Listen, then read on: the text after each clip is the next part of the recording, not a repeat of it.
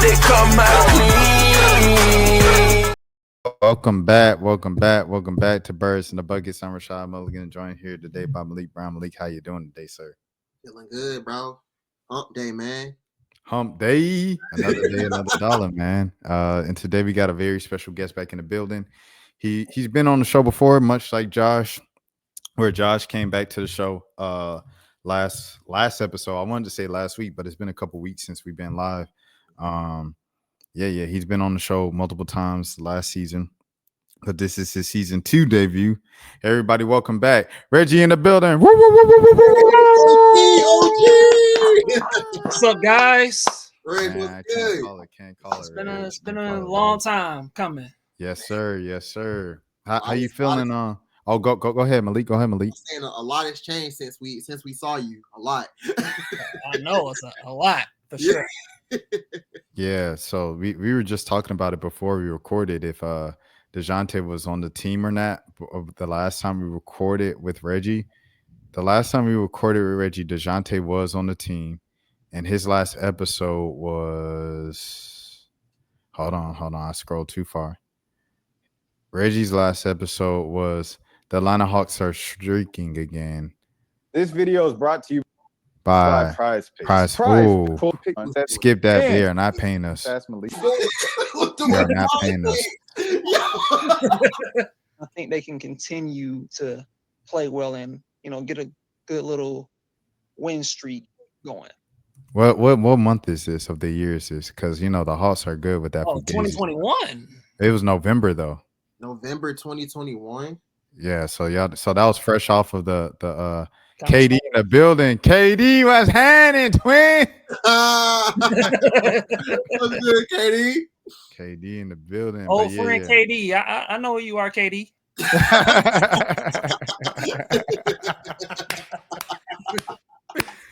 Hey, yo. But yeah, the last time we talked was November 2021. 2021?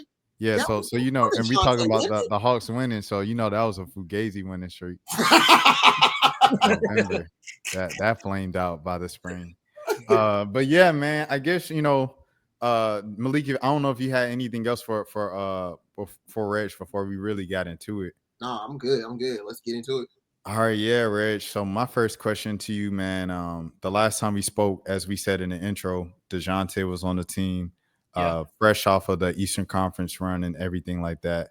Yeah. I just wanted to ask you, man, like specifically speeding up, fast forwarding the past era of Hawks basketball and now to this offseason where everybody's as excited as they've probably been across the board since 2021. Yeah. How you feel about Porzingis, the kid from Luke Kennard, Nickeil Alexander-Walker, and Asa Newell. How do you feel about all of those acquisitions? Well, I want to say this. I've been a Hawk fan for 25 years. And I can confidently say that this offseason has been the best offseason of my entire Atlanta Hawks fandom. Like, this offseason has been just A+ work. From Ansi Salah to the rest of the front office, Kyle Korver, like it's been awesome. Like the Porzingis trade was awesome. They traded George Niang, Terrence Mann, and the 22nd pick, and so you're able to get Porzingis for cheap. You didn't have to give up anything much of value, so you get him. You signed Nickeil Alexander-Walker from Minnesota. That was a good move, in my opinion. You get Luke Kennard, and the thing about it is all of those signings wasn't even the best thing that the Hawks did. Like, they traded they traded down from 13 to 23 to the Pelicans, and they get that unprotected pick platter, whatever. I guess I'll call it the double pick platter of the Pelicans and the Bucks, which is unprotected. And so you get that pick. That pick might be a top 4 pick. Who knows? You might even win the lottery, with how the Pelicans roster looks now. So just great work by the Hawks. It's just, I have no complaints. SSB, man. First things first, man. I want to say what's up to SSB in the building. Man. The thing I want to always I'm gonna say this the entire season. I'm gonna say this the entire season. Yeah. I don't think the Pelicans are just a shoe-in bad team. Like, they won 49 games 2 years ago. They have pretty much the same kind of frame structure of the team that they had 2 years ago right now. Plus, you could argue it's even better than the team 2 years ago. When DeJounte gets back the second half of the season, everything like that. Like, I think they're a play-in team. I think they're a play-in team in a tough Western Conference. I think they won about 40 games at least. That's not necessarily a shoe-in number one. You know what I'm saying? Number one pick that I think everybody's just think they're going to win 18 games and, the Hawks get the number one pick guaranteed. I don't think they'll be that bad. I've studied the Pelicans roster since they made that move. I got some concerns about their team, to be honest. Like, I really do. Like, number one, a lot of it is just dependent on Zion being healthy. And so, like, is that really a guarantee? Like, I don't think so. And then I look at their team, like, I don't know about them defensively. Like, I look at their team, they have, like, one good defender, maybe two, and Herb Jones. And so, like, I have concerns about them defensively. I have concerns about them as far as, like, their size and the paint. I know they signed Looney, but I don't know if he's a needle mover for them. So I worry about them, like, rim protection wise. I worry about them shooting, whether or not they have enough shooting with. I know they have Troy Murphy, but, like, between him and maybe Jordan Poole, like do they have enough shooting? Where does Derek Queen and Fierce fit in? Like, are they going to play? And if they play, they're rookies. Like, you trade an unprotected pick, I'm assuming you're going to have to play them. And if you play them, they're bad.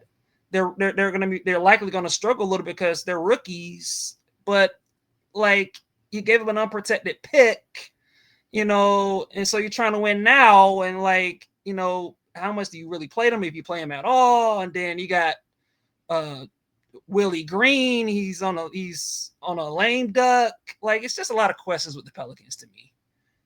And Oh, go ahead, Reggie. Like, I got a lot of questions about them. Just, like, I don't know. The Pelicans are confusing to me. They just are. They have talent for sure. I just question how much that talent is going to mesh. You know what I'm saying? And on top of that, they're in the Western Conference. And so you got Oklahoma City, you got Houston, you got Denver, you got Minnesota, you got the Clippers, Dallas, Lakers, Warriors, Spurs, Portland, Memphis. Like, it's gonna be tough. And I like most of those teams better, to be honest. So I don't know, man. Like a lot of it is going to depend on Zion being healthy, and that's if he's healthy. I think they're playing at best. And, like, if he's not healthy, if he misses his typical 30, 40 games every year, like he's done for most of his career, I kind of think they're screwed for next season. And then Willie Green, like, is he, like, he's going to be on a hot seat because you want to win now. And so I don't know. It's just, if I'm a Pelican fan, like I feel good about them. Like, I like Derek Queen. Like, I'm a Derek Queen fan. Like spoiler alert, like, before the Hawks signed Kristaps, like, he was the guy I wanted. And so I like Derek Queen a lot. I just feel like in year one, I worry about his role on the team. You know what I'm saying? And so I don't know. Like, the Pelicans, I'm just, as a Hawk fan, I'm feeling pretty good. Being top 10. What do y'all think is the Pelicans opening day starting lineup? If I had to guess, I would probably say Misi's their center. I would say Misi, Zion, Troy Murphy, Herb Jones, and Jordan Poole. I think that's probably their starting five. I like which is decent. Like it's not an awful starting five. Yeah. You know, it's decent, but I don't know. Like I look at the way I would probably feel a little different if the Pelicans were in the Eastern Conference, but they play in the West, and it's tough in the Western Conference. I think, like you said, there are a lot of questions surrounding them. I think between them and the Bucks, I give the Pelicans the best chance to be the worst team, unless Giannis leaves. If Giannis leaves, then like I think the Bucks automatically just like are going to be worse than the Pelicans. I don't even know what. Well, it depends on what they get in return for Giannis. Yeah. But I still don't think it'll be anything than what the Pelicans currently have right now. So yeah, I mean the Hawks got 2 good shots. They got 2 good shots at it. So they could get back in the lottery. I don't know how far they can get when it comes to top 3, top 4, but I like their chances in the lottery. If it's top 13, top 14, whatever like that, I like their chances there. My 5 for the Pelicans, and I don't think I get in trouble for this. So it's opening day. I got Alvarado, unless Fears just has like an outstanding training camp and things of that sort, and outstanding summer league. Yeah. I got Alvarado. At the 2, I got Poole. At the 3, I got Trey Murphy. At the 4, I got Zion. At the 5, I got Missy. Backing them up, I got Looney at the 5, Queen at the 4, Fears at the 1. Herb. Oh yeah, I'm tweaking. Herb Jones. Yeah, Herb Jones, I guess is. You think Herb comes off the bench? Yeah. He's not a 5. Like they tried to do that at the beginning of last season, and then he ended up like ripping his shoulder out his socket. You know, like right. Because he's a 4. You know. Did he start last year? They tried to start him at 5, and then he got hurt like 20 games. Oh, okay. And then Missy took over, and then Missy became like a serviceable center. And then they the Carlo Mirotic guy, he had a little run where he played well off the bench for them, and then they traded for Olynyk in the Brandon Ingram trade.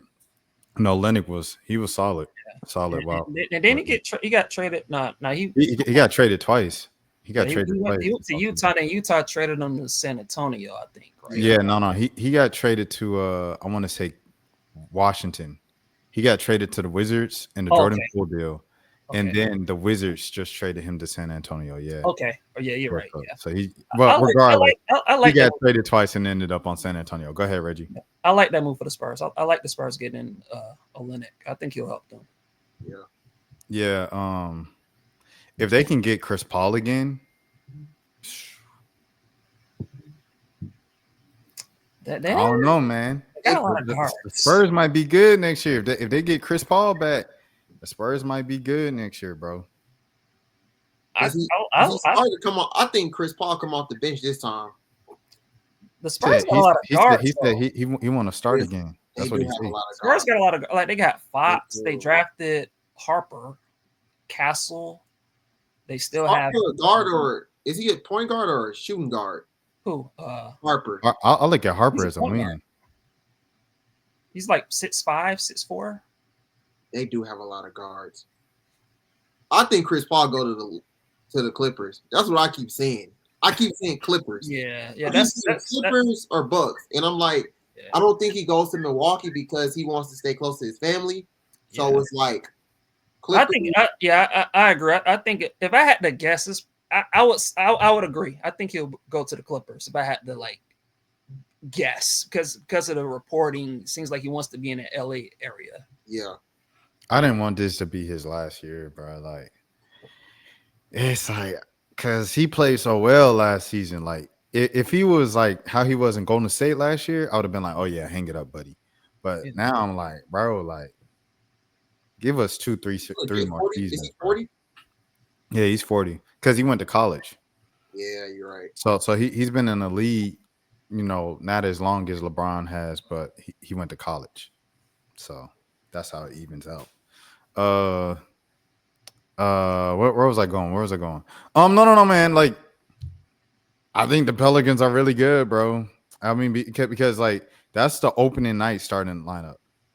But now you say January, DeJounte comes back. It's a whole new look. You got DeJounte, Jordan Poole, Trey Murphy, Zion Williamson, and you got Looney either starting right then or Missy still playing right enough to keep his spot in the starting lineup. You got Derek Queen should be well along at that point of the season. You have Fear should kind of get a little bit under his feet. You know what I'm They have saying? talent. Like they have talent. I That just that is a decent squad, bro. it's That's a talent. playing team. I just don't know if it's gonna fit. Yeah. Oh, there's you need more than just talent. Like it has to fit. No, 100%, 100%. And I, But it's like it's not like New Orleans hasn't done it before. Like they did it with Willie Green two seasons ago, 49 wins 2 seasons ago. Willie Green is the coach. I don't understand where this one bad season where literally everybody and their mama got hurt.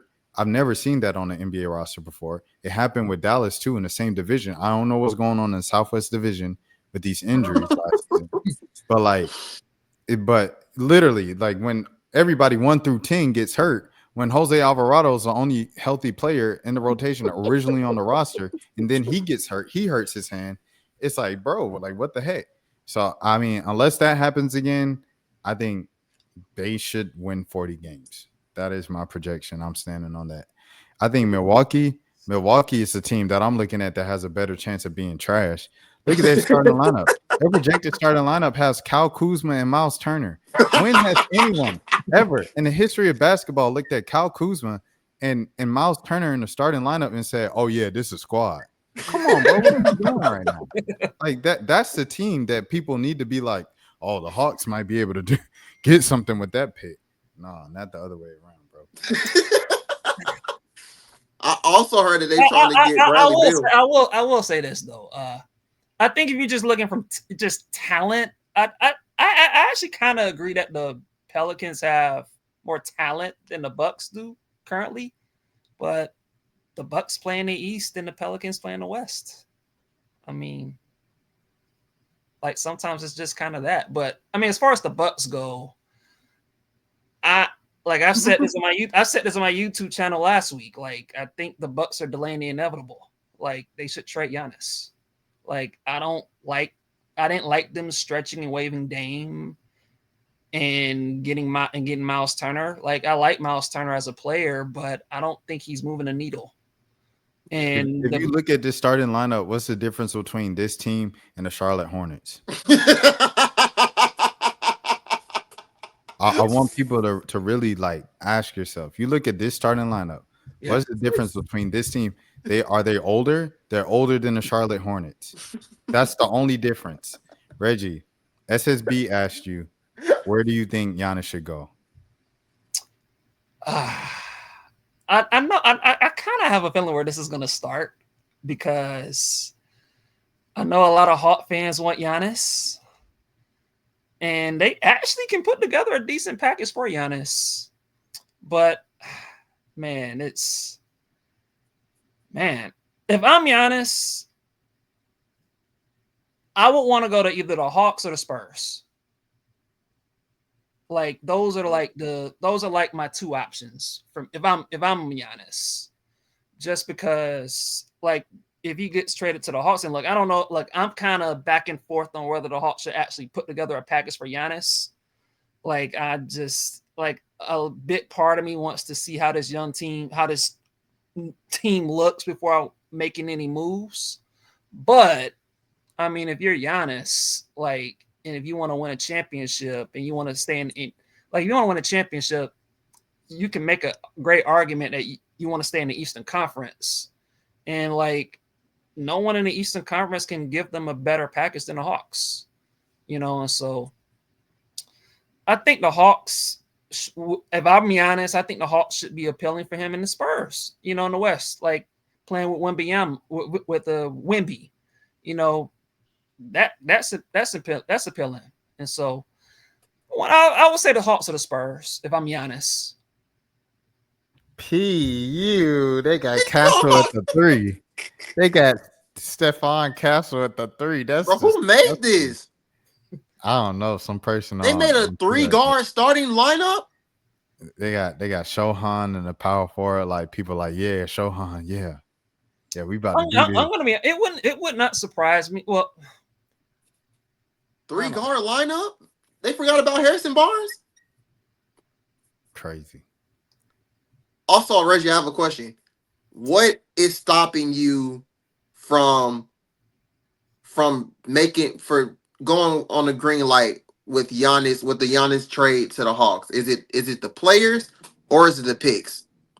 Because you're probably going to have to give up that unprotected pick, but you're also probably going to have to give up. You're definitely going to have to give up Jalen, and you're probably going to either have to give up Zach or Onyeka. What's stopping you from saying yes? Just do it. I'm open to giving up Zachary or the pick, but I don't want to give up both. Like I like Jalen, obviously got to give him up. The Bucks, I'm sure, would ask for that Pelicans pick and Zach. And if I'm the Hawks, I'm open to giving up one of those two, Zach and the pick, but I don't want to give up both. Like I want to keep one of them. And I think that's probably gonna be that's probably where like conversations kind of stop a little bit. You know what I'm saying? And so I don't know, like if it was me, like if I had to choose between giving up Zachary Ricochet or that pick, I would probably give up the pick and keep Zach, because if you get Giannis, you need shooting. Like Giannis, as good as he is, he's not really a plug and play fit. You know what I'm saying? Like even in Milwaukee, like his best years, he had Brook Lopez. He's a stretch big.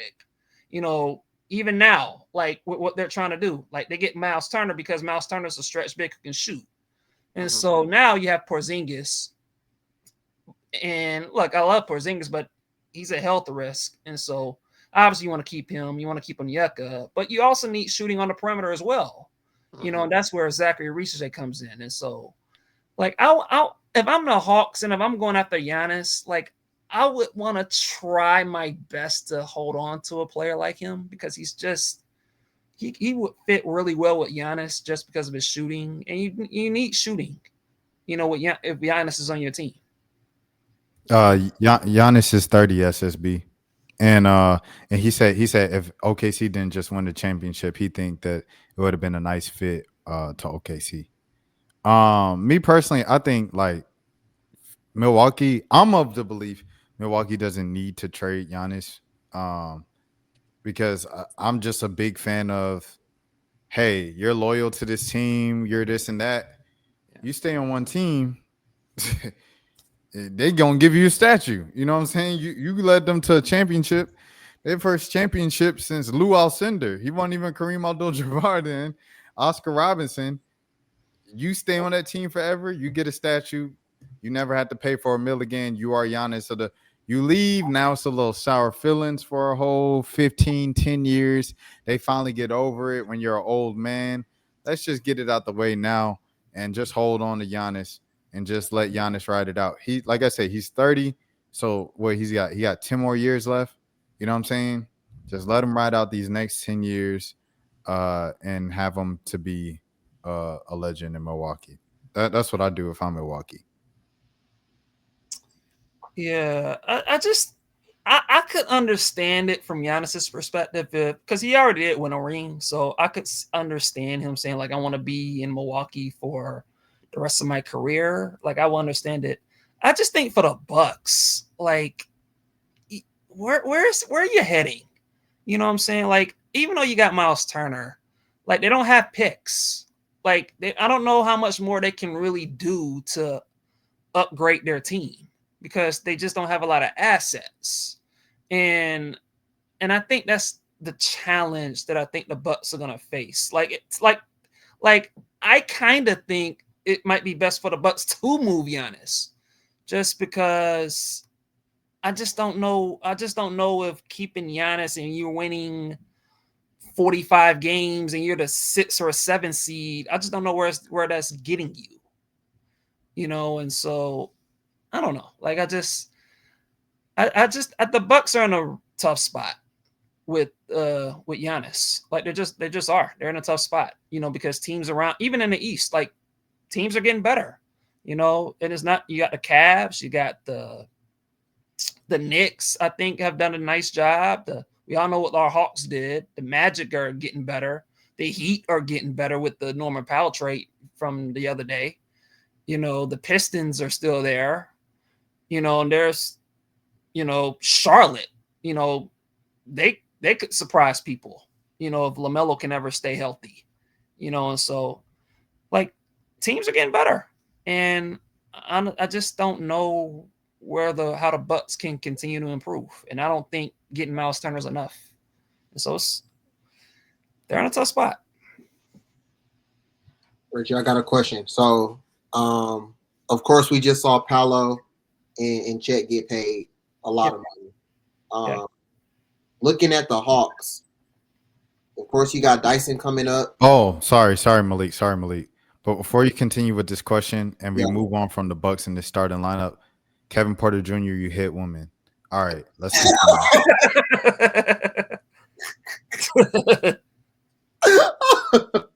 But yeah, Dyson's coming up, and then of course Trae is extension eligible now. Yeah. First, how much are you giving Dyson, and are you giving Trae the max? I'll start with Dyson. I know it's been a topic as far as like, how much you want to pay Dyson? You want to give him $30 million? Here's where I am with Dyson Daniels. I'm actually higher on his offensive potential than a lot of people. Like, I think offensively, he exceeded my expectations, and I actually think there's more that he can grow into. Like, I think his driving game was impressive, and I don't know, maybe I know it was after the season or he had a press conference and he talked about how he wanted to be an all-star, and he thinks that he can win Most Improved next year. And I thought that stood out to me, because like I think like I thought he showcased a lot more on offense than I expected, in particular as a driver. And like I can see a world where like he averages 17, 18 a game, in a year or two. Now, as far as the contract goes, like if I like based off of what he showed last season, if I had to pencil in a number, it would probably be a little bit under 30. Like I would give him maybe like 28, 27, 28, 5 for 140. I think Andrew Kelly, I saw him post like he would give Dyson like a little bit less than the max. Like he would give him like 5 for 140 or 4 for 115. Something like that makes a lot of sense to me. And so if I were to offer Dyson, it would probably be somewhere in that amount, that in that 27 to $28 million range, just a little bit less than 30. And so I think that's where I would go if I were the Hawks with Dyson. Now, as far as Trae goes, it's tough, because I'll say this: if this was 3 years ago, I do think Trae would have been worth the max. But with this new second apron thing, you got to be careful as far as how much you want to offer dudes, because if you give a player a bad contract, I mean, you're in trouble. And like we're seeing it with the Suns with Bradley Beal. Like they have to buy the man out, because he's so overpaid. We're seeing it with the Blazers. Now the Blazers thing is, I mean, not the Blazers, but the Bucks. Like that's a little unfortunate with Dame's injury, but still, like with him being injured, they had to get off that to, stretch and waive him. And so if I'm the Hawks when it comes to Trae, I think the number that I would probably I would try to get him at around like in the height, like 45 to 50.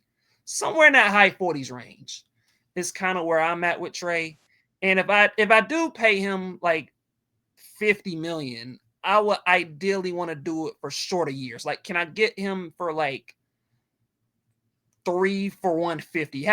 Give him for 3 years. Have him take a shorter years. And as to, maybe you want to pay him around 50 million. And so, like, if I'm paying Trae, ideally I want to offer him maybe a little less than the max, but not like way less to the point where he's pissed off. You know what I'm saying? What about you, Rashad? I think Chet really messed up the whole market. I'm not even gonna lie to you, like, because Draymond said the thing right on his podcast. He was like, "Yeah, this is a new CBA. This is what CJ McCollum and the Players Association Union negotiated." And everybody was saying like CJ McCollum's feelings was hurt. Yeah, Kevin Durant went to the Warriors, so that's why they like negotiated the CBA and stuff, and no more super teams, everything like that. And now it's like basic teams that just drafted well and made good decisions and good trades and stuff like that to bolster up their team. Now they have to break up their teams after a couple of years, because of the way that it goes. So when everybody said that last week, I'm like, okay, I think folks is gonna understand a little more. You can't always take the max. Then this man Chet Holmgren comes out. Like first it was SGA. SGA got like 300 million. People was like, oh dang, SGA just won MVP, Finals MVP. He won the World Championship. He got the NBA 2K cover. Shout out to Angel Reese and Carmelo Anthony, also 2K26 cover people. And it was like, okay, we get that. SGA max contract, it makes sense. Then Chet Holmgren came along. 250 mil, you just mess up the whole market. Yeah, if I'm Trae Young, I'm going, the first thing I'm saying, so you're going to offer me less than Chet Holmgren? We all seen the finals. It was on ABC, 8 p.m. Eastern, 7 p.m. Central. Chet Holmgren couldn't stop a traffic cone. He got 250 mil for what he did before he got into his injury and his surgery. He got it post-surgery. They seen Chet Holmgren before the surgery where he getting 19, 25 every night. You know what I'm saying? Still not getting that many rebounds for someone who's 7'7", but he got a great offensive game. Okay. Then he gets hurt. He comes back from the surgery and he can't stop a dang cone. He has a bad playoffs, a horrific finals for the first 6 games. In that game 7, he looks like a solid NBA center. Not a superstar. He don't look like Jokic. He looked like a solid NBA center. They give this man 250. So now if I'm Trae Young, I'm like, dang, I know I'm better than Chet Holmgren. Oh, yeah, there? He got to get 220. Y'all broke up. I think y'all broke up. I didn't. You didn't hear? I said if I'm Trae and I seen, what I'm saying, I seen bro get 250. Right. I'm asking for the 220. I guess with Chet Holmgren is a little different with him because he's on his second deal. Trae is entering his third deal, and so I don't know. I hear where you're coming from. This is second deal, ain't it? Ain't this his rookie deal? You talking about Chet Holmgren? Yeah.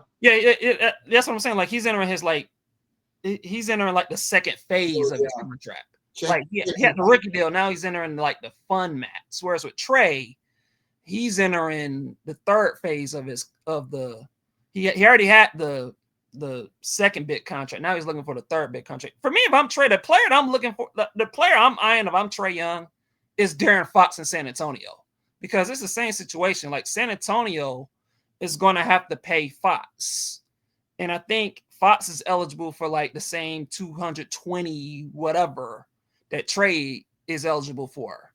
And so when if I'm Trae, I'm wondering like how much is San Antonio going to give De'Aaron Fox that 220-ish, or they're going to get Fox to take something below that? And if Fox takes whatever, if he takes something below that, then I think that's when you could see Trae say, okay, if that's what Fox gets, that's what I'm getting. Or if Fox takes the max, takes the 220, then I think Trae's agents and their representation will probably be like, okay, I'm taking that. I'm taking that 220 if that Fox gets 220. And so I think for Trae, I think De'Aaron Fox is the player I'm looking at to see what he gets from San Antonio. Is there any way that Trae looks at Jalen Brunson and sees what he did last year and he's like, maybe I'll take a discount? Is there any way? I don't think so. I don't think so either. I think I could see a discount, but I don't think it'll be at 40 million. Like I could see it being maybe at because 40 million is like 57, which is what Trae is eligible for, to 40 million. That man. Where's Jalen at on here? Jalen Brunson? Jalen's at 20. Oh, he took a discount. Or does it don't kick into next year or something? No, it says it starts 2025. Yeah, like when I know that's been a popular thing that people have brought up. Like, could Trae take the 40 million? I would do it. I'm to be honest. Look, if the Hawks get Trae to take that much, then hey, bravo to the Hawks, because y'all are. I think for me, the reason why I would say no is because the Hawks front office is just proven to be too incompetent and inconsistent during Trae's time there. Yeah. So you can tell them, yo, Trae, take a discount. We're going to get you right. We're going to get you the help you need. Trae going to be like, bro, I heard this story before. Y'all playing with me, man. But there's the thing. I'm not going to get any bonuses from All NBA. I'm not going to get any bonuses from All Star. They already done shut me out. You seen they freezing me out here. The most money I'm gonna get is, the direct contract with my team, man. So it's like, y'all gotta stop playing with me. Go ahead, Reggie. But I think if I'm the Hawks, like I think this is why they went after Porzingis and Nickeil Alexander-Walker. So and Luke Kennard. And by the way, Trae, if I'm not mistaken, he recruited Nickeil Alexander-Walker and Luke Kennard. And so I think the Hawks are like, you know what? We got these guys for you, Trae. Now, maybe you can take a little less and maybe you can fill the team out. I mean, you can take a little less. That way we can keep all of these guys together for 2 or 3 or 4 years or whatever. I think that's the pitch that the Hawks are going to sell Trae. And look, I know people don't want to hear this with Trae, but I'm going to be honest. I'm not sure Trae would get the 50 plus whatever from any other team. Because if we're being honest with Trae, like the teams in the league, I don't think they have the appetite to pay that much money for a small guard. And so I think the Hawks actually have a little more leverage than I think a lot of people will admit, because let's say the Hawks and Trae don't reach an agreement and they carry this out through the year. And even if Trae has a good year, like who's the team that needs a point guard that's going to pay Trae $50 million when he's small and he's a defensive liability? Like, I don't know if there's a team out there, and the teams with cap space are the teams are rebuilding teams. They're not contending teams, and so I think the market for Trae, even if they don't reach an agreement, I think it's pretty small. I really do. And I think that's where the Hawks could have some leverage in these negotiations. Yeah, I think the same. I don't think honestly, the past 2 years, I don't think his market's been that great. I mean, when DeJounte was on the team and you're picking between him and Trae, I mean, I'm going Trae DeJounte because I think Trae's the better player, but DeJounte is also on a better contract for the next 3 However much the Hawks extended him. So of course I'm trading DeJounte, but it was like you still heard the rumors of like, oh, they're still trying to trade Trae and stuff like that, and it didn't happen. And now we're still kind of went through that, I guess, a little bit this season, but it kind of died down. But it's like looking at it now, I don't see a market for him. Yeah, and I don't think the Hawks want to trade Trae. Yeah, necessarily. Like I never bought into that, but I do think if a team offered the Hawks like the Rudy Gobert package, the 4 first-round picks and 2 swaps and a young player or 2, like I think the Hawks would probably consider it. But that offer's not out. But that I don't think that offer is out there, and I don't think it's ever going to be out there. Yeah, that's true. That's true. SSB, he asked, so with OKC's big contracts of SGA and Chet, what is their future? I think their future is they got to get rid of Jalen Williams. Like J-Dub won't be there in long term unless they deal Chet. But I kind of knew just looking at their championship celebration how young all those guys were. I was like, there's no way they can keep all these guys, and they know it. I think those players themselves know it, and they're just kind of like, all right, well, let's enjoy it while we're young because they ain't gonna be able to afford all of us in a couple years. So I think that's the future of OKC is a lot of those guys they're gonna end up having to let go and things of that sort. Yeah, I think they'll keep Jalen Williams. I think the guys that they'll let go are like Isaiah Hartenstein, Lou Dort, Caruso,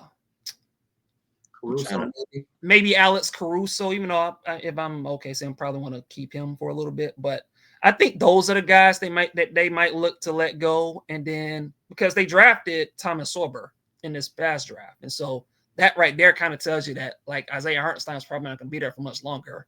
Like he might be there next year. And then after that, they might trade him.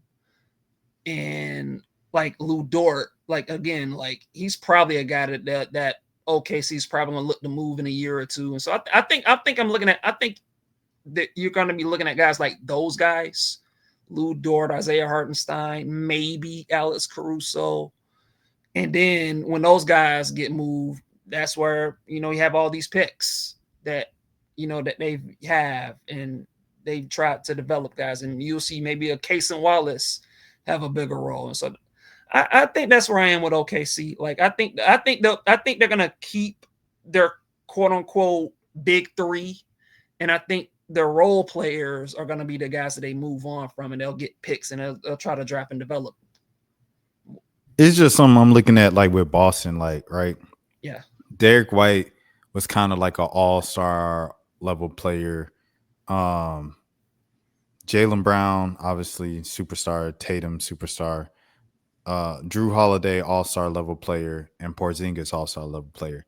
They had to get rid of, 2 of that 3, and people were speculating that they were going to get rid of the 3rd just because of all the money they gave him and stuff like that. Yeah. So it's like that's what I'm looking at. OKC, like one of those bigger names, they might have to eventually just move up front because I don't know if they can afford them all. Yeah, and the thing with the Boston is the Tatum thing just blew up. I believe if Tatum doesn't get hurt, I think at least one of Porzingis and Drew Holiday, probably Drew Holiday. I would wager that at least one of them will be still on that team. So you think they would have taken the like the loser pick punishment or whatever? I think they would have moved. I think they would have moved one of Porzingis and Holiday, but not both. If Tatum doesn't get injured. And they probably would have moved Porzingis instead of Holiday. I think they probably would have kept Holiday. Yeah, no, I got you. So, but the thing is, like, and this is kind of where the CBA is messed up. Like with Boston, like Jaylen Brown and Jason Tatum are on supermaxes, and like it's just hard when 2 guys are on making supermax deals, and it's just hard to build together a sustainable team. It's just hard. And so I think that's kind of where Boston is at. They're going to have to retool. I trust Brad Stevens to do that.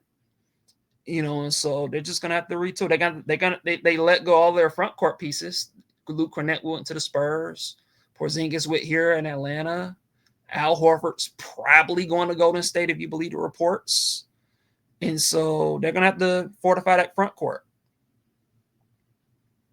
SSB also said if Tatum doesn't get hurt, Boston probably goes to the finals. In my opinion, they weren't. They were going to lose that series regardless. Like they had them boys beat. I ain't gonna lie. Like it was that Halliburton magic, bro. It was just going. Them boys was on their way out. It was on their way to Cancun regardless. But Tatum get better for sure. He said I think Boston initially thought maybe 3 years for that squad, but they blew it up after the injury. Yeah. I can see that. And it's crazy because I think they're still trying to trade Anthony. Like they haven't even. Yeah. They're trying to trade Anthony. Yeah. Crazy. Like yeah. I don't know what they're trying to do, or like I don't know, but it's crazy how just like that one injury kind of just like shifted everything. Reggie, you know what's interesting? Now that we have you here. Yeah. I was because Malik was talking about, they're trying to move on from Anthony. Yeah. Club 520 of all podcasts was talking, I think today about Peyton Pritchard and like Peyton Pritchard, like he gonna ball out because like look at his numbers when everybody's out and just imagine he's getting 20 in limited minutes. Just imagine what he'll do with 40 minutes a night and things of that sort. And that made me think Reggie is one of the reasons why Club 520 blew up. Reggie, you ain't getting no money from that. You ain't getting nothing. You need to tell Teague and them, DJ Wells, B-Hen, especially B-Hen. B-Hen eating the most off of the whole thing. They need to cut you at least some. Shannon Sharp need to cut you some. Because you the reason why the podcast blew up. Did you repost the clip from the first episode? With Josh? And it went viral. It was the first time the T podcast went viral was from Reggie. Dang, I do remember because you had pinned it. I think. Yeah, I did because I posted. I think they talked about was it T-Mac, Tracy McGrady. I forgot. Yeah, when T. Yeah, it was. Yeah, it was Tracy McGrady, and how I think he called Tika scrub or something. He thought he was sorry, and I think they were. T was starting over T-Mac. Yeah, he said, "Oh, y'all got this sorry dude starting over me." Oh, heck no! T was like, hey, and then I because it was on Instagram, and then I downloaded it and I posted it, and then it blew up like crazy. No, like I said, you is literally the reason why that entire podcast blew up. Even the one you got, you still got the one where you talking about Dyson. You still got that one paid, Reggie? I do. Yeah. Oh, hold on. Reggie knew about Dyson before we knew about Dyson. Hold on. Let me pull it up. But yeah, that just made me think about it because we was talking about the Boston, scoring situation and everything like that. Dyson Daniels is a really good player, 6'8", who defends and passes. This is February 2024. He doesn't play because the Pelicans have too many guys. Getting him for two first would be acceptable return for DJ. Dang, he did this before the trade. Gosh, Lee, I ain't gonna lie. Look at this. With the crystal ball. Come on, man. Reggie, I ain't gonna lie, Reggie. You need some check from somebody, bro. Landry Fields and Jeff Teague and Shannon Sharp owe you a check. You got 3 checks. Hey, send it to Landry Fields. He ain't got nothing to do. Shout out Landry Fields, brother. It was a joke. That was a hell of a trade. Yeah, man. Yeah. It's crazy because I think when I tweeted that, I was watching the Pelicans were playing the Clippers, and I was watching Dyson Daniels locking up Norman Powell and Russell Westbrook on several possessions. And then I think that's what got me to tweet that. Yeah. And so, I mean, hey man, I wanted Dyson Daniels back during his draft in 2022. Mm-hmm. Like that was the guy I wanted because Weren't the Hawks trying to trade up for him? I remember. Yeah, they were. About that. I think they were.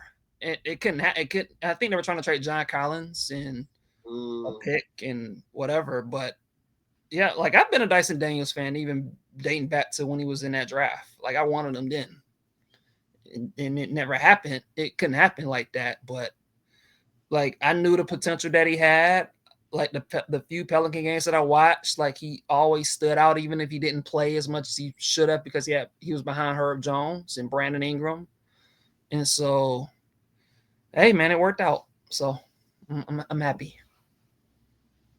I forgot. Rashad, could you pull up the They just announced the play, not the playing the that NBA Cup thing today. The group play. I got you.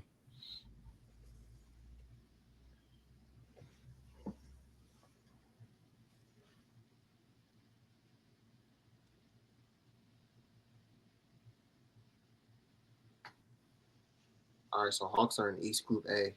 They got the Cavs and the Wizards again. Do y'all like their chances of going back to Vegas for a second year in a row? Yes, I do. Yes. Only team I'm worried about in that group is the Cavs. Honestly. We beat them last year. They beat them twice. Yeah, they beat them twice last year.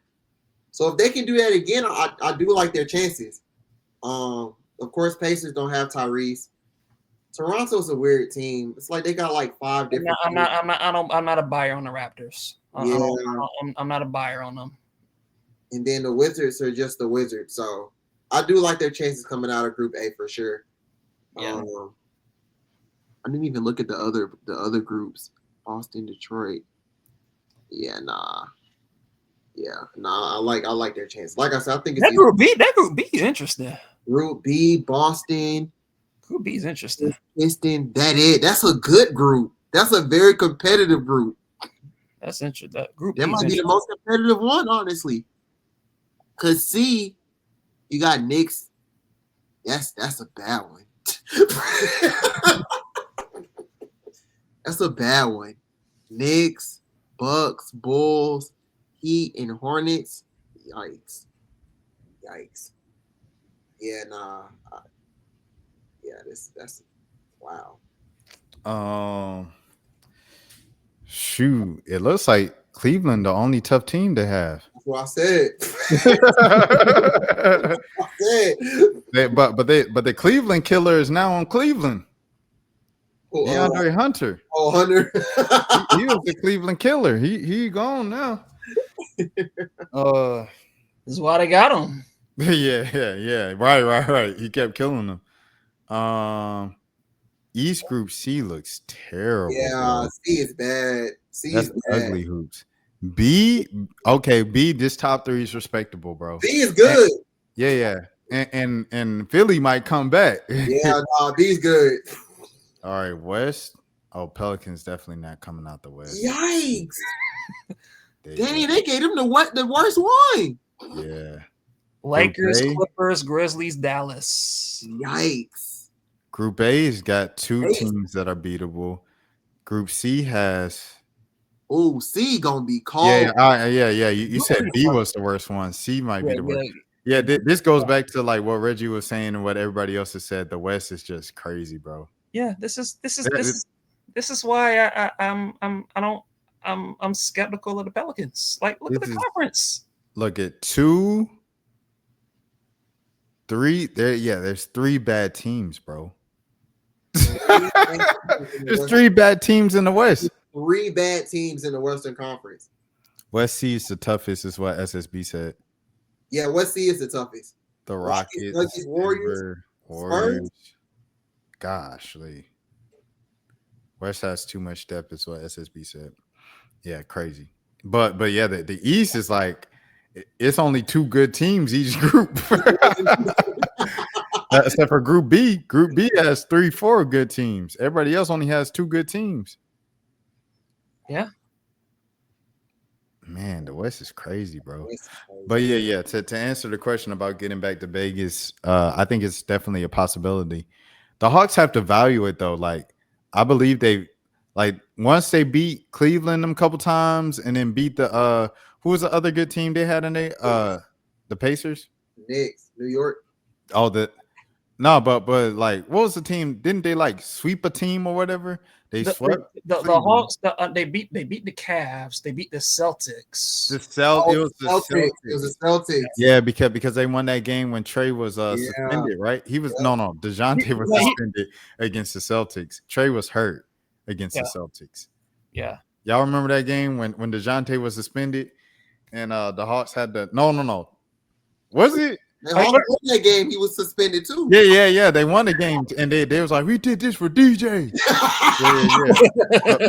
But this year, Trae was out just because he was hurt. Yeah, and that was Dyson's coming out party. Yeah. And Dyson hit like the game winner. It was like a floater. No, I think Onyeka had the game winner. Yeah. Oh yeah. But Dyson had like 28. Yeah, and then Jalen had 31, right? I don't know if he had that many, but he had a good game. And Onyeka had like 27 himself. He's just gonna have some stinkers next year. Please, Adam Silver, don't keep changing the format. Don't keep changing the format. Let me see this Celtics game, because now I'm interested, and I know that was a game because the court was green. Yeah. That was a good game. Stage. Let me see. Jalen only had 18. What the heck? Oh, he had a triple double. Yeah, I know he had a good game. Dyson had 28. Onyeka only had 15. What am I thinking? Oh, Larry Nance hit all them threes. Oh, that's what it was. Yeah. Like I was like, bro, what the heck going on? Clint Capella had 18. Clint had 18 points, 18 and 9. You better do it, Clint. Well, hold on. He had 18 in 17 minutes. Oh wow. What? He was eating. I remember Keaton hit a big couple shots. David Roddy even got a bucket. Wow. That's a random man. How did we win that game? Bruh. Yeah. That was literally like the first time where I was like, the Celtics not about it, bro. They're not like that. Derek White had 31. JB had 37. Gosh, Lee, he almost had 40. Tatum was off that game. I remember that. Ain't nobody else did nothing. They had 3 people come off the bench with 0 points. Wow. That is crazy. We won that game. That was a crazy game, man. Oh my gosh. Yeah. I don't know why I thought Jalen Johnson had like 31. What do y'all think was the craziest game last year? This one. No. That Bulls game was crazy. Yeah. When Plowden went off, like no. The comeback when they scored like what 40 in a quarter and they were down by like 20 with like the one at home. Yeah. That was the day after Christmas. Like Lakers game was like that too at home, right? What was the game? Where they had the blue jerseys on. Yeah, no, they had the blue jerseys. It was down by like another game where they was down in the fourth quarter and they came back late and Trae hit a big shot to send it to overtime and they won in overtime or something like that. I can't. I'm trying to remember which. Are you talking about the Laker game? Was it Lakers? It had to be Lakers. Yeah, that was. That's what I was talking about, the Laker game. Oh yeah, no, yeah, that was like that Lakers game was crazy too. Yeah, won in overtime. The Hawks had some when the Hawks were healthy, they had some really nice wins. Yeah. You got to say the Knicks game. Yeah. That was the most fun. That to me was the most fun win. That was definitely the most that was the most fun win to me. Was that was their finals, bro. It was all downhill from there. The trade dice roll game. That was a good game too. Yeah. And Trae didn't even have his best game. It was like Jalen Johnson and everybody else. Yeah. And like Trae, he was like, I'm still gonna talk my talk. That was a good game.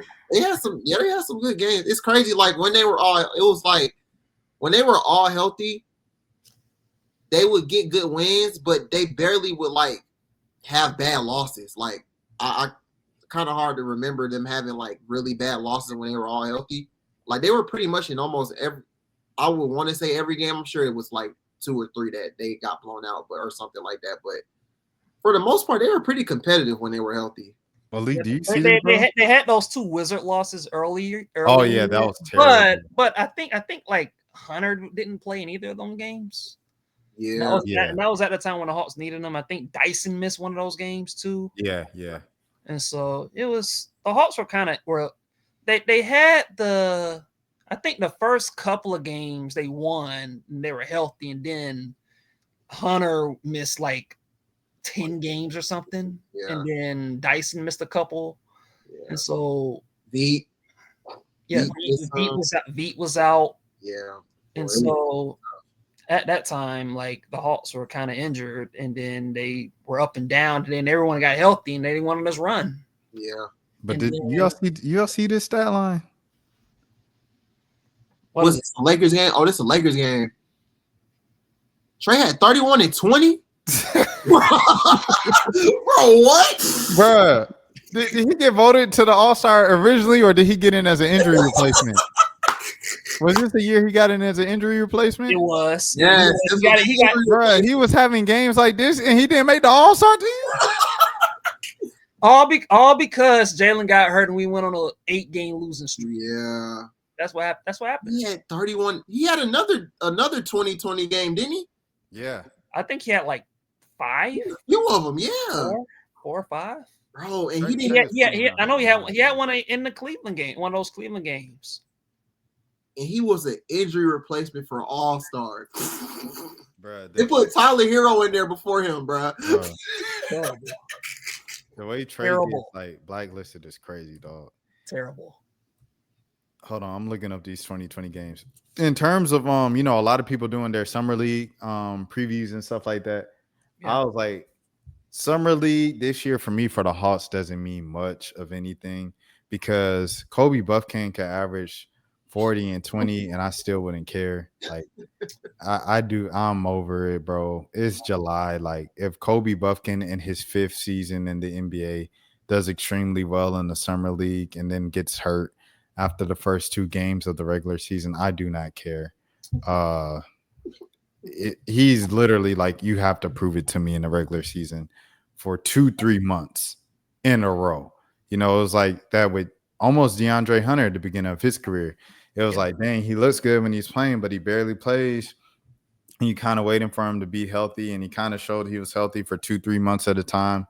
Then he get hurt again. And then they finally just end up trading him because, he was getting his value up too high. You know what I'm saying? So, I don't know. That's the way I feel about Kobe Buffkin. Obviously we'll be watching because we like the game of basketball, but there's not too much to take away from this year.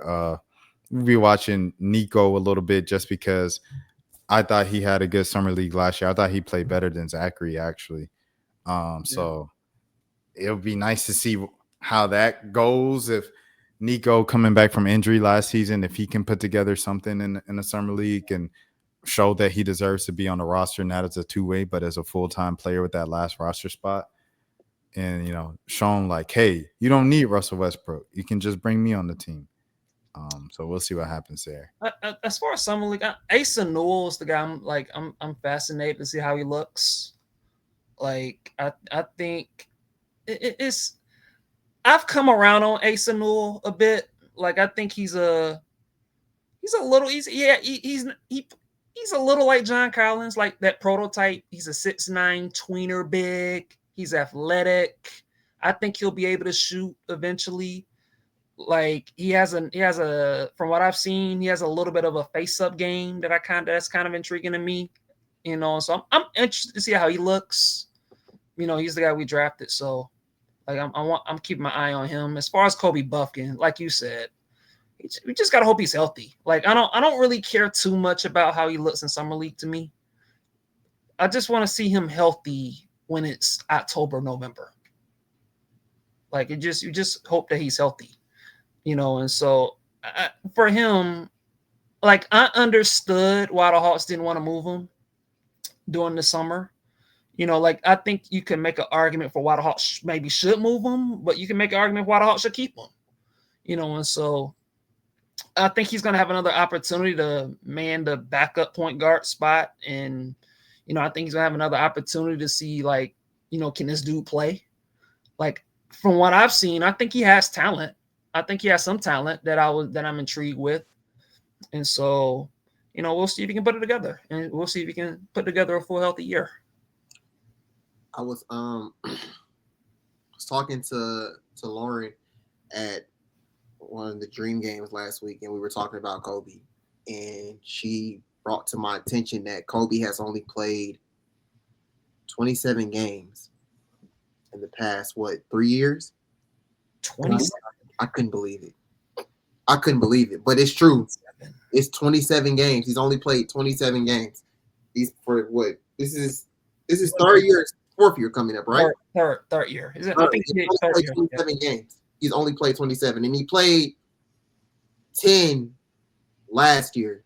So yeah, it's a big year for him. Yeah, very big year. And the fact that they keep saying no to trades because they don't want to include him, it says a lot about how they see him.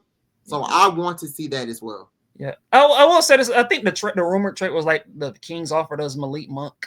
Yeah, I will say that just for a little bit of a caveat. Yeah. If the Hawks were to do that trade, they don't get Porzingis. True.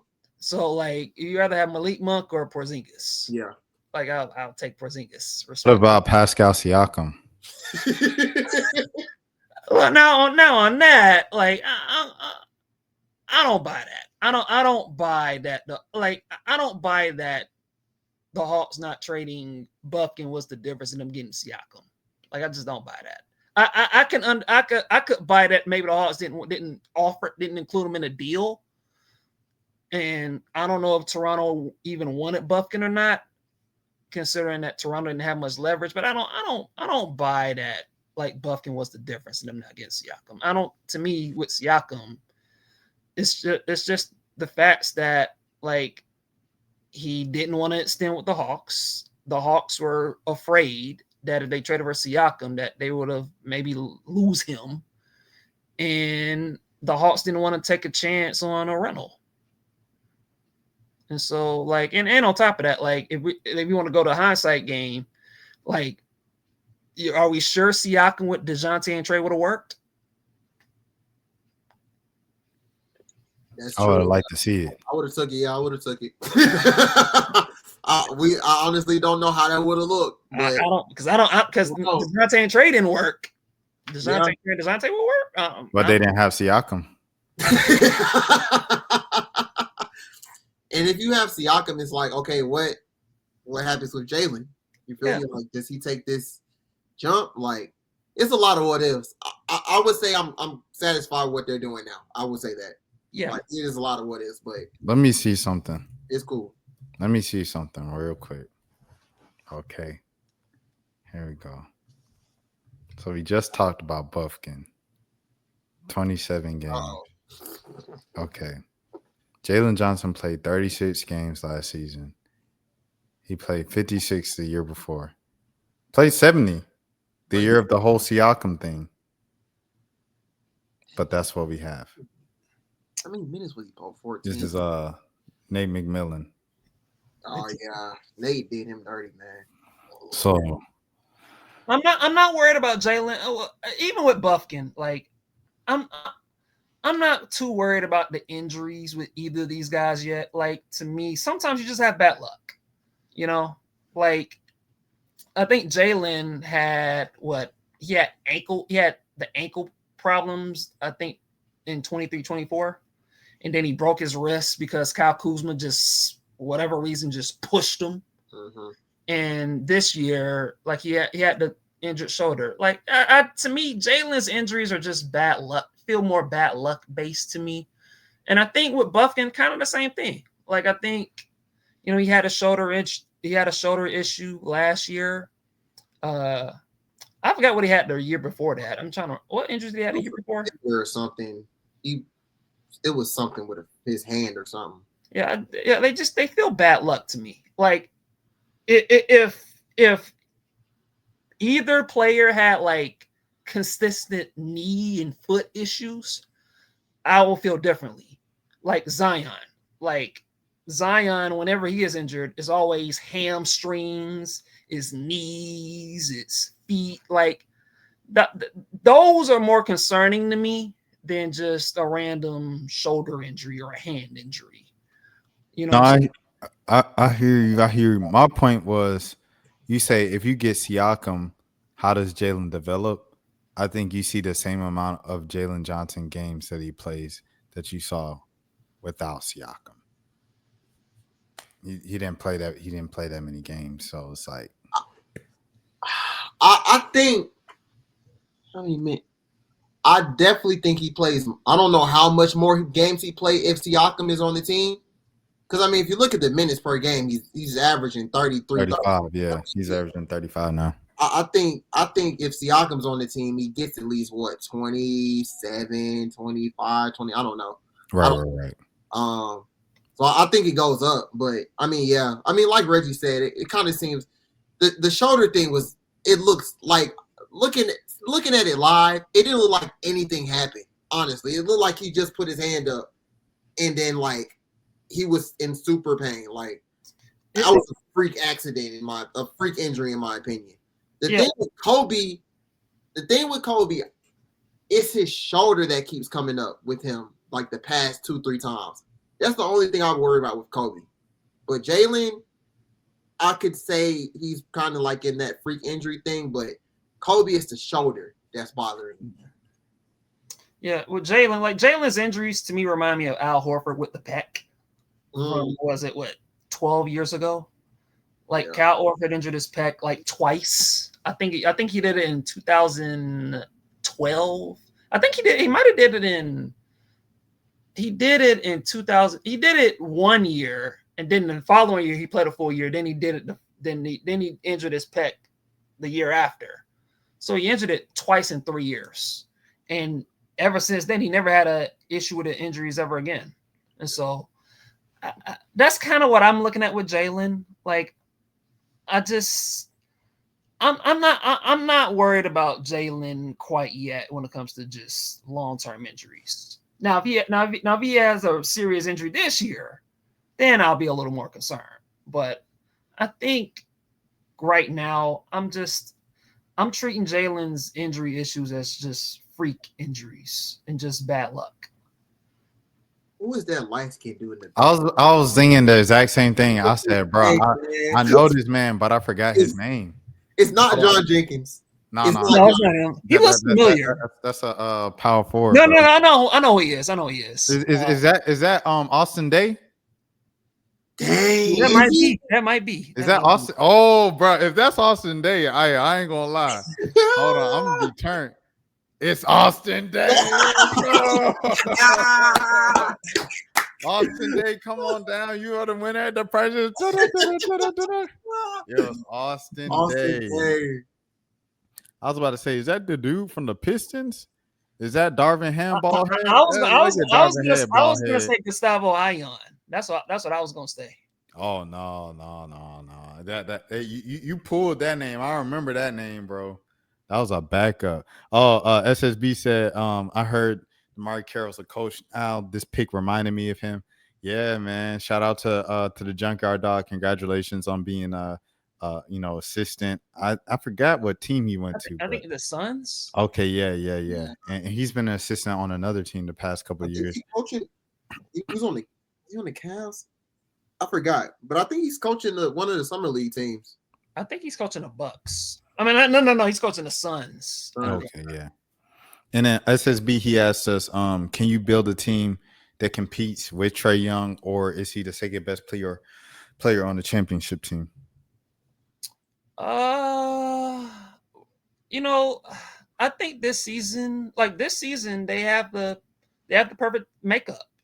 They have, all the defensive personnel. You got perimeter defense with Dyson and Null or Nickeil Alexander-Walker.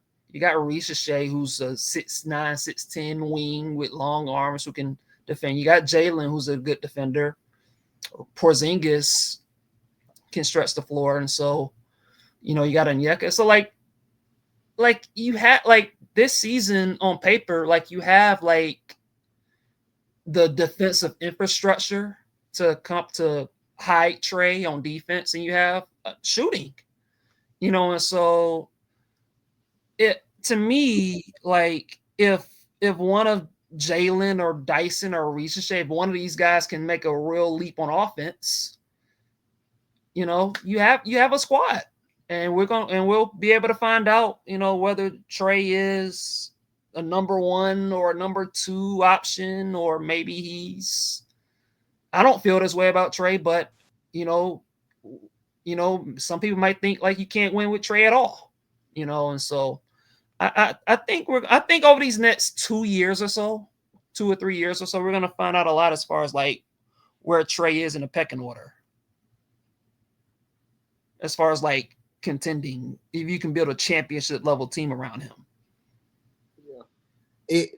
What the Hawks are doing, it really looks like the Pacers model of how they got to where like everybody was questioning like, oh, is Tyrese the number 1 option? Oh, is it Pascal Siakam? And it's like those boys were just playing great team basketball. And I think that's kind of what the Hawks were doing last year when everybody was healthy. Like, yeah, I mean, Trae was just dishing out and everybody was eating. Yeah. And sometimes Trae looked like the best player on the floor. Sometimes it was Jalen that looked like the best player on the floor. Sometimes Dre came in and did his thing. Like, Yeah. it was just a collective group effort. And that's how the Pacers got to the finals. And I think it's a good model to build from. Yeah, and the Hawks actually have a better version of the team now than they had 8 months ago. Yeah. You know, with Porzingis and Nickeil Alexander-Walker, and if the key for me for the Hawks is like, can one of Jalen, Ricochet, that can one of these guys become like reliable half court scorers, like a guy that you can just give the ball to and say, give me a bucket. Like, can one of these guys develop into that? Yeah. And if it doesn't have to be all 3 of these guys, just one of them. That's true. You know, if one of these guys pops on offense, along with some of the veteran additions that we made, I mean, look out, man. Yeah. Like this Hawk team could be special. Like you said, it's all up to Ricochet and Jalen. We've seen Jalen make the leaps. We've seen Ricochet get better from the beginning of his rookie season to the end of his rookie season. Yeah. But it's going to take a serious jump. Dyson, I know he's still young, but it seems like he's been trying to make this offensive leap like his entire career, and it's still kind of like a bit limited. Of course, he's had nights where he got hot offensively, but overall, it still seems like he's just kind of has a ceiling on his offensive game. I think his driving game's impressive. Like I like his stop and start ability. He has a nice little spin move. He has a nice floater. Like I read like he was like top 5 in the league in made floaters. And that's surprising. Yeah, he has a nice little floater. I think the next step for him is like, can he get to the free throw line? You know, he's not a good free throw shooter. Like I think he shot like 59%. And so his free throw shooting is gonna have to get better. And so can he get to the free throw line more? You know, I think I believe in him enough as a shooter that I think he can be average, but that's still an area that he's gonna have to improve in as well. And so I like Dyson. Like I like him. Like I like what he can be on offense. Like I think there's something there. But like if one of these guys can just make a leap on offense as a scorer and just being a little more efficient, then and look, obviously Porzingis, you know, if he can just be healthy. You know, just and I don't expect him to play 70 games, but can he give me 60? You know, and so that's literally what everybody's saying. Yeah, everybody said 60. Everybody said, if you can get 60 games from Porzingis. Yeah. But man, I like what we've done, man. Like I really like what this team has done this offseason.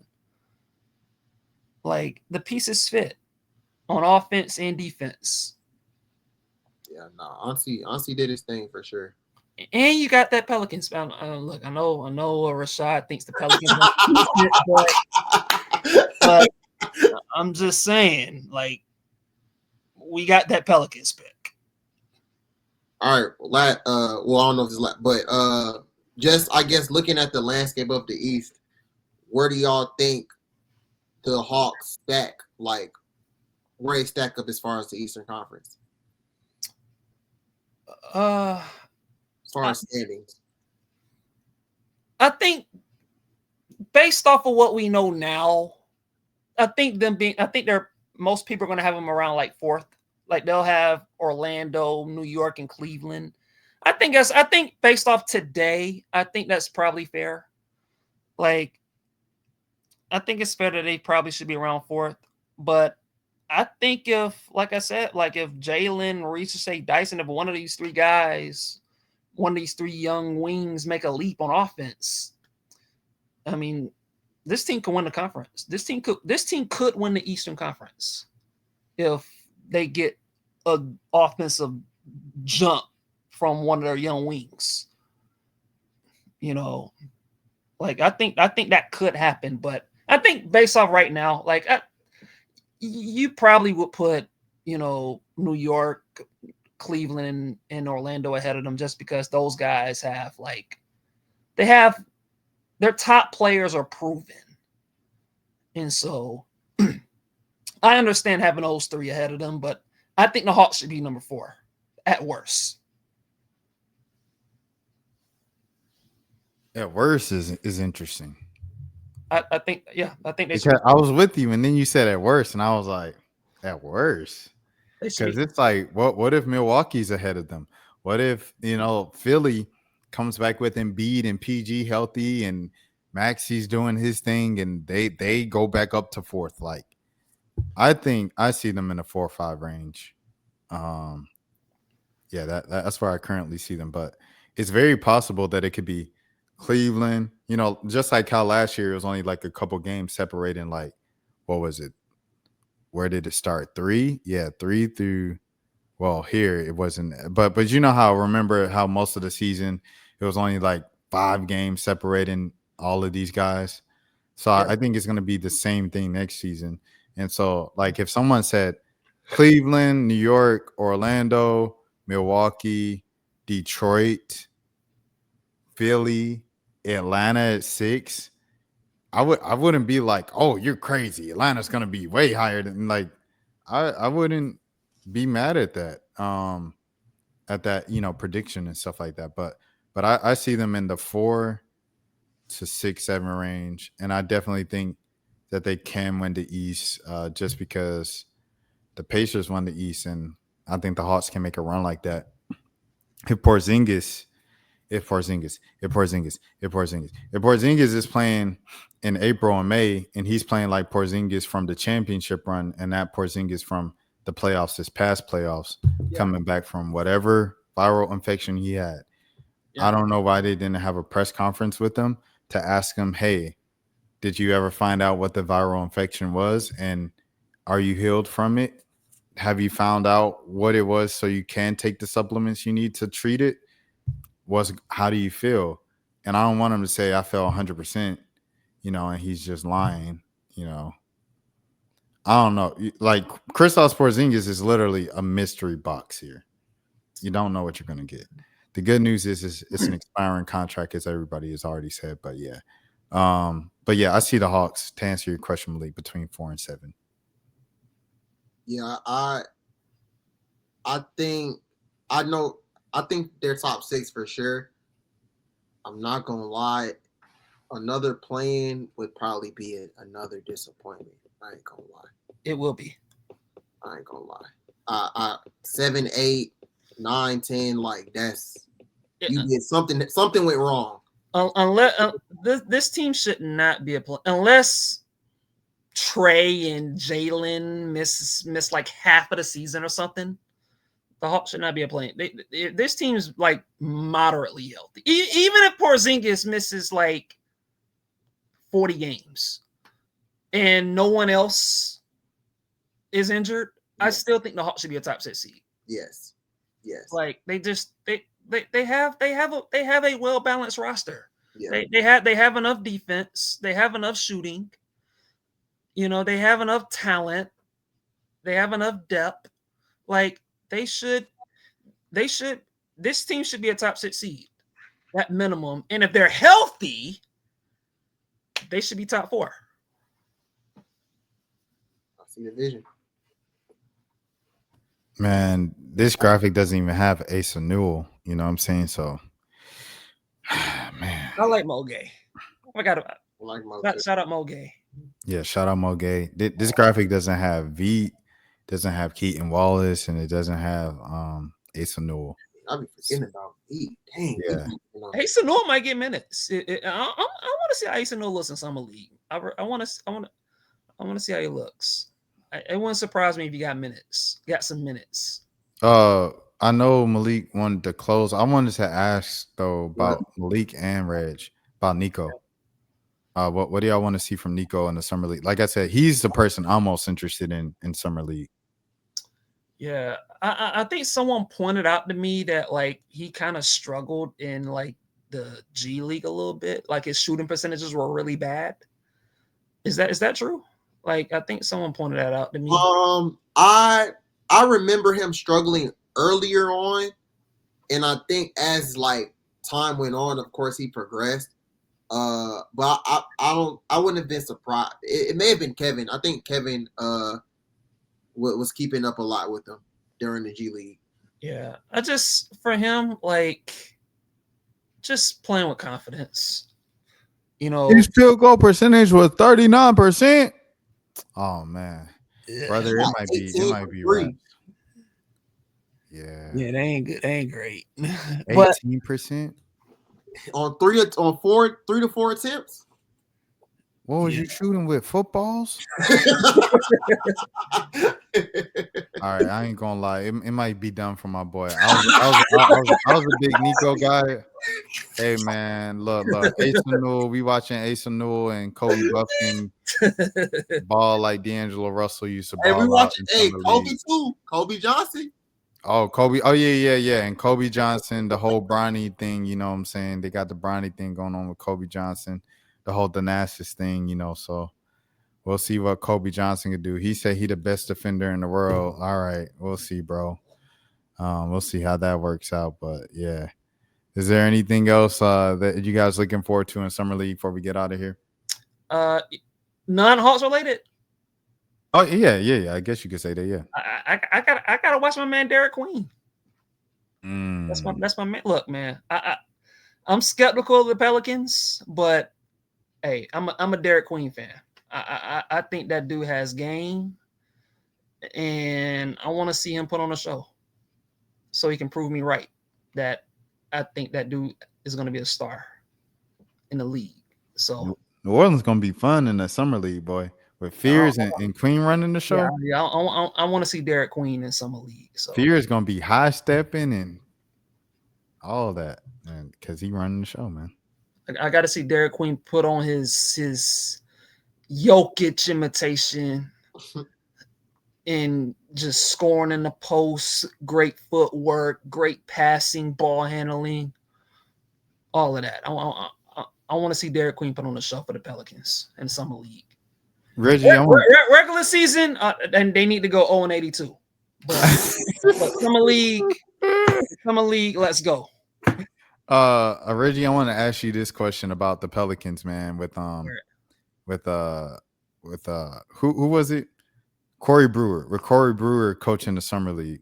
Yeah. I know me personally, be around, same ballpark. Like to see someone you remember from college coaching in the NBA, it just makes me feel ancient. How does that make you feel?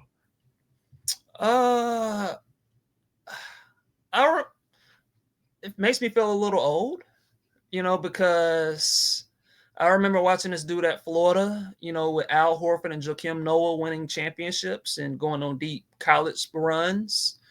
And he had a little bit of a decent stint in Minnesota. in Houston. Actually, well, really more so in Houston and Minnesota. But you know, I'm happy that he found a niche. You know, coaching, and you know, we'll see how well he does. You know, but I'm happy for him. Al Horford's considered old now. Kevin Durant's considered old now. I'm just like, wow. Yeah. That must mean I'm old. Malik, is there anything else before we get out of here, man? I'm looking forward to Bronny locking up Cooper Flag. That's all I got. Oh yeah, I'm looking forward to Bronny locking him up. That's it. Bronny clamps. Who am I looking forward to, like, other than like the Pelicans and the Hawks? Is there anybody that I really cared about? Really, yeah, Bronny. I just want to see Bronny play, bro. Zero said, LOL, Bronny ain't doing nothing. Zero, you ain't had to hate on Bronny like that, bro. Yeah, Zero, he from New York. That's Ron Artest's cousin, Meta World Peace cousin. Oh, for real? Yeah.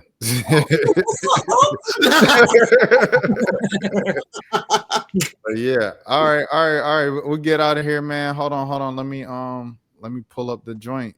Give me a second. Hold on. All right, there we go. I got it. Okay. We are getting out of. Yeah, he said LOL. All right, give me a second. All right, you can follow Reg right here. Reg, where can the people find you on your YouTube and everything like that as well? My YouTube channel is Reggie's World Sports. ReggieWorldSports. Yeah, that's the website. Y'all can follow me on there. I'm gonna keep posting content on there regularly. You can follow me on Twitter, Reggie's World. You can follow me on Instagram, you know, Reggie's World _30. So all of the links are in the description. So yeah. Malik, where can the people find you? Same old, man. _Malik ATL. It might change one day, but it's not changing anytime soon.